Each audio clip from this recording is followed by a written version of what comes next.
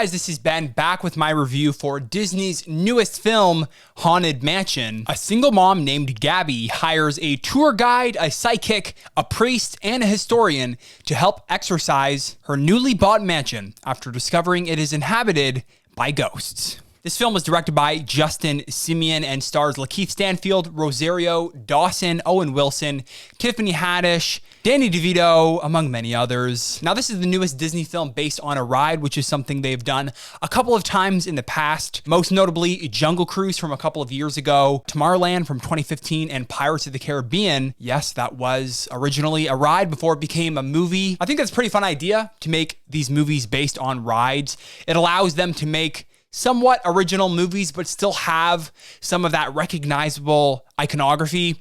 Plus, some of them turn out to be pretty good. But is this one any good? Well, that is what I'm going to answer today. But before I get into it, make sure you subscribe to this channel and hit the bell notification icon so you never miss any of our reviews here on the channel. Now, as always, let me start off with the things that I liked about this movie. Now, the film centers around a mother and a son who move into a haunted mansion, obviously. But when they discover that the house has ghosts that won't leave them alone, they slowly put together a team to help them. And the cast of characters that make up this team are probably the biggest highlight of the movie. It's a great ensemble all around, from Danny DeVito to Owen Wilson. But the biggest highlights to me were easily Rosario Dawson and Lakeith Stanfield. Stanfield in particular was both hilarious when he needed to be, but also brought a lot of depth and emotion to the film through his performance. I was instantly drawn to the film when it started because of his captivating screen presence, and I think he really did carry the film. I think he was fantastic. All of the characters in this group are all very different from one another, but each play an essential role in this story, and they all play off one another really well. Another aspect of this film that I think really works are the visuals. I think Justin Simien does a very good job at directing these scenes in an interesting way and making the most out of the limited locations.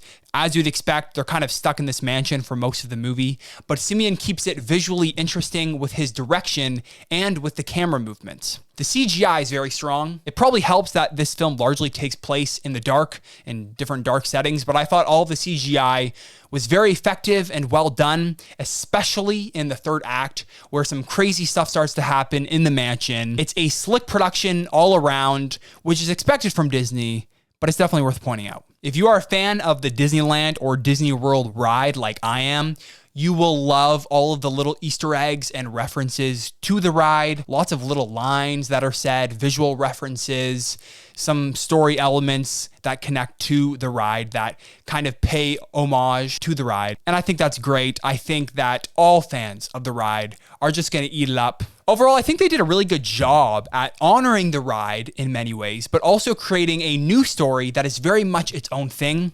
It's a family-friendly, scary movie with some genuine, scary moments, some good humor, and a great cast. Tonally, it's very in line with what the ride is, and for that reason, I think fans will be very happy. Now, with that said, let's move on to the things that didn't quite work for me.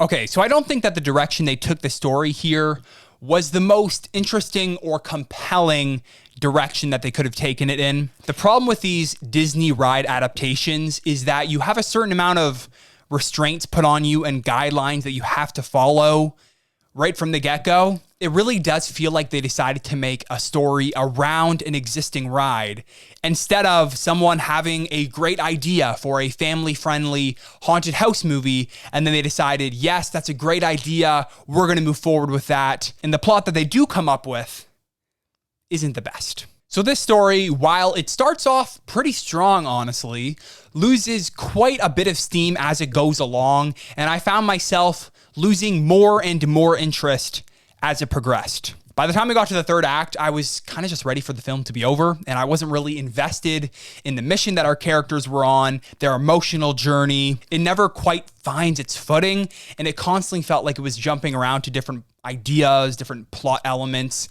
with little momentum carrying you through them all. You definitely feel that runtime, even though it's like only 2 hours long. I think it's a touch over 2 hours long, but it still drags quite a bit. And I think that says a lot about the overall pace. And finally, I think it's a little messy tonally. They try to explore themes of grief. They really dive into, the themes of grief, which I think is a great idea, especially when you're making a movie that's all about ghosts and spirits and loss, but it never really fully works. It often feels forced, and because of the emotional heft of some of these scenes, it can feel tonally all over the place. So overall, Haunted Mansion is actually one of the stronger Disney ride adaptations due to the great cast, great visuals, and the fun adventure, but it's still largely unmemorable. If you really liked what you saw from the trailers and you're a big fan of the ride, I do think you'll enjoy this film a lot, so definitely check it out in theaters. Otherwise, I think this is one that you can wait to see on Disney Plus closer to Halloween, which, by the way, I don't know why they're releasing this film a week after Barbenheimer and not waiting to release it closer to Halloween. Somebody explain that to me, please. I don't get it. So if you do go and check out this film this weekend, make sure you let me know what you thought of the film down in the comment section below. I want to know. And while you're down there, let me know what your favorite Disney ride adaptation movie is thus far. So that is it for this review. I hope you guys enjoyed. If you did, make sure you leave a like. It really helps the channel out. And if you want to check out more of our reviews, you can click on either of the video icons right over there. Thank you for watching, and I will see you in the next one. See ya.